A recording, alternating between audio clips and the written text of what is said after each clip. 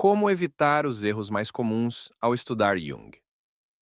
No vídeo de hoje, vamos falar sobre como começar a entender a psicologia junguiana e evitar alguns dos erros mais comuns que podem atrapalhar o aprendizado.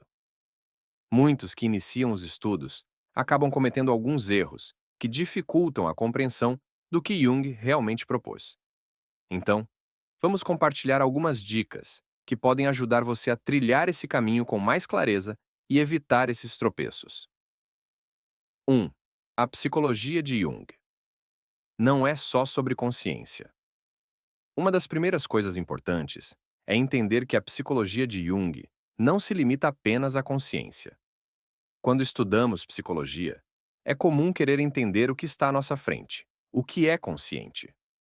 Mas Jung desenvolveu um sistema onde o inconsciente tem um papel fundamental, até maior do que a consciência em muitos aspectos. Ele acreditava que nossa psique funciona como um equilíbrio entre consciência e inconsciente. Se tentarmos entender Jung apenas como uma psicologia da consciência, estaremos reduzindo o alcance e a profundidade do que ele propôs. O inconsciente para Jung não é um depósito de memórias reprimidas. Ele é ativo e participa ativamente da formação da personalidade, dos sonhos e até mesmo dos nossos conflitos internos. Ele sempre dizia que o inconsciente compensa ou complementa a consciência, trazendo conteúdos que a consciência sozinha não consegue acessar. Excluir o inconsciente da compreensão é perder metade da visão do que Jung propôs. Segunda, individuação. Não é individualismo. Outro ponto central e que gera muita confusão é a ideia de individuação. Muitos acham que individuação é a mesma coisa que buscar sentido para si, ou se realizar individualmente, como se fosse um processo puramente egoísta. Na verdade, a individuação é o caminho para se tornar quem você realmente é, integrando todas as suas partes, incluindo aquelas que não são conscientes. Para Jung, a individuação é uma jornada de integração entre o consciente e o inconsciente, buscando uma harmonia entre esses dois polos. Isso não significa que você decide sozinho o que é melhor para a sua vida, mas sim que aprende a ouvir tanto o consciente quanto os impulsos do inconsciente. É um processo de autorrealização, onde o ego deixa de ser o único centro e passa a orbitar em torno do self, ou si mesmo, o centro mais profundo da personalidade. A individuação é uma jornada muito mais ampla e complexa do que simplesmente buscar autoconhecimento ou realização individual. Ela envolve se harmonizar com a totalidade da sua psique. Terceiro, Jung, e a importância do paradoxo. Jung trabalhou muito com paradoxos. Ele acreditava que a psique humana é formada por opostos e que muitas vezes é preciso segurar essas tensões para entender melhor a natureza humana. Isso quer dizer que, na psicologia junguiana, não existe apenas uma resposta certa ou errada. Precisamos considerar a coexistência de opostos e entender que a verdade, muitas vezes, está no meio desse paradoxo. Por exemplo, ao mesmo tempo que buscamos ordem e clareza, características da consciência, o inconsciente nos apresenta desordem, caos e conteúdos desconhecidos. Esse paradoxo exige que sejamos capazes de sustentar a tensão entre as duas coisas, sem resolver tudo de forma fácil. Jung achava isso essencial para o desenvolvimento pessoal.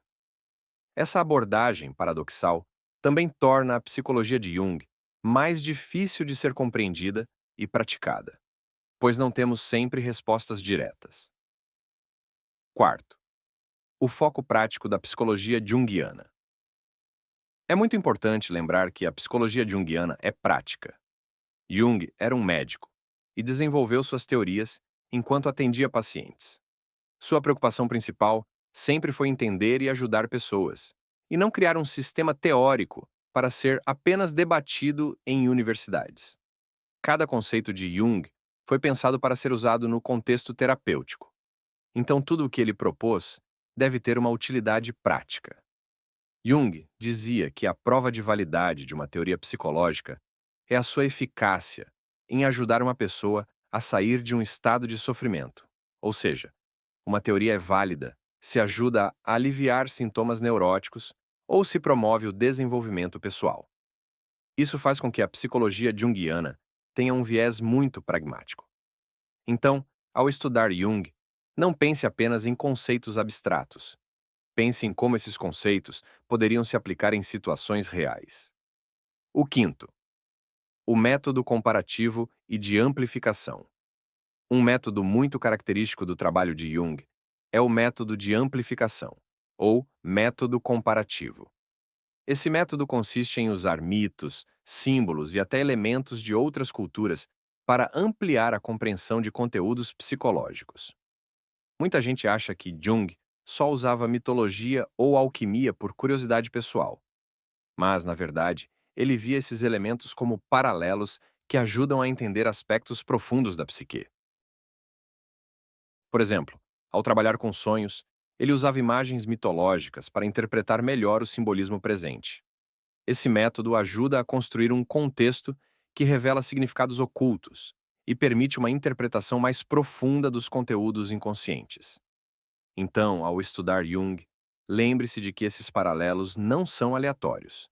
Eles são ferramentas para nos ajudar a entender o que está por trás dos sintomas e das imagens que surgem no inconsciente. 6. O critério de validade em Jung. Utilidade prática. Por fim, uma dica fundamental.